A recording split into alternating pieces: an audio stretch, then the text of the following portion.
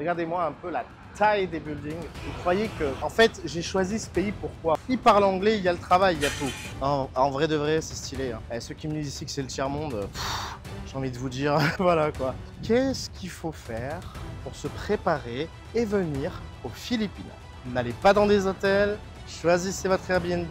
Gardez bien à l'esprit que si jamais vous trouvez un travail, le premier mois de votre arrivée sera le mois le plus cher. Votre budget pour venir aux Philippines va dépendre essentiellement de si vous avez des rentes ou pas. Tu comprends? Ici, moi, il y a des gens, ils dépensent par semaine des 2000, 3000 euros.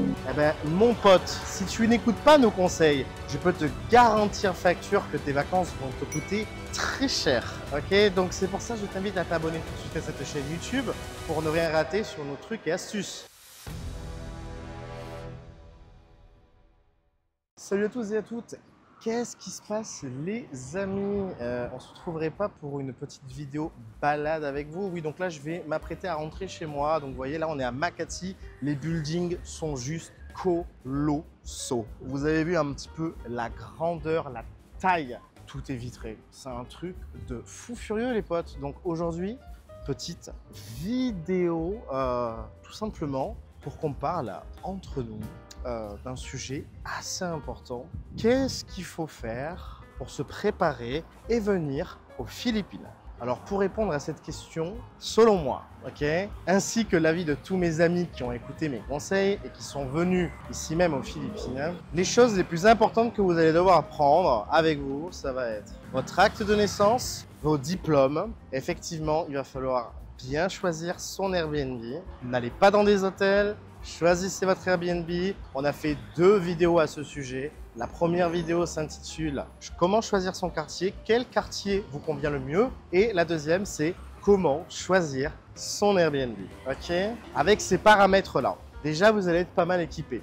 Maintenant, la seule chose qu'il va falloir mettre en place, c'est le budget. Ok?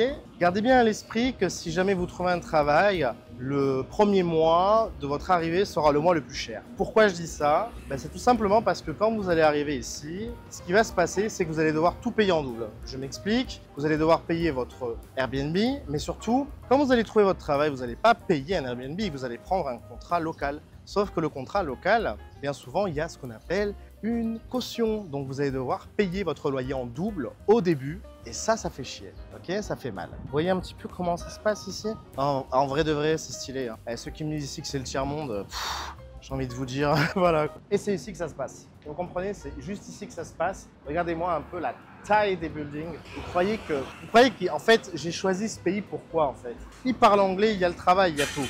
Donc, les erreurs, résumons. Ne pas oublier son acte de naissance. Premier point, parce que sans ça, les entreprises ne vous prendront pas. Ne pas oublier vos diplômes. Même si vous n'avez pas de diplôme, de type Bac plus 2, voire plus, prenez quand même vos BEP et Bac. Ok les amis? Donc, en résumé, il faut quand même avoir un certain portefeuille parce que l'argent, ça va vite. Surtout si vous êtes novice, débutant et que vous vous faites avoir dans le monde de la nuit et tout ça, que vous allez tomber, sombrer. Vous allez dépenser des sommes, les amis, mais ça va. Vous voyez ce que je veux dire? Donc, c'est pour ça, nous, on a une communauté. Rejoignez-la. Appelez-nous en coaching, lien gratuit en description. C'est gratuit, mais ça ne va pas durer très longtemps, les amis, parce qu'on a énormément de demandes et puis les gens nous font confiance, puisqu'on travaille. Et ils ont raison, en fait. On n'est pas là, des petits vlogueurs ou des gros vlogueurs, à vous vendre le rêve. Et en plus de ça, eux, ce sont des touristes. Nous, on n'est pas des touristes. Nous, on travaille pour de vrai, tu vois. Voilà. C'est ce qui fait aussi le succès de notre chaîne. Regardez un peu, les amis, les buildings. Vous voyez ce que je veux dire? Il fait super beau, super chaud également. Alors ici, il y a beaucoup de drapeaux. Les drapeaux philippins sont absolument partout. On est dans un pays assez fier d'eux-mêmes et c'est tout à fait normal. Enfin, je veux dire, moi, ça ne me choque pas de voir le drapeau du pays flotter à tous les coins de rue. Comme vous pouvez le voir, il y en a un là, il y en avait un là. Il y en a absolument partout et c'est tout à fait normal. Voilà, je vais vous laisser sur ce beau temps et cette belle vue. Je vous dis à la prochaine. N'hésitez pas à nous lâcher des commentaires. Ciao, ciao les amis.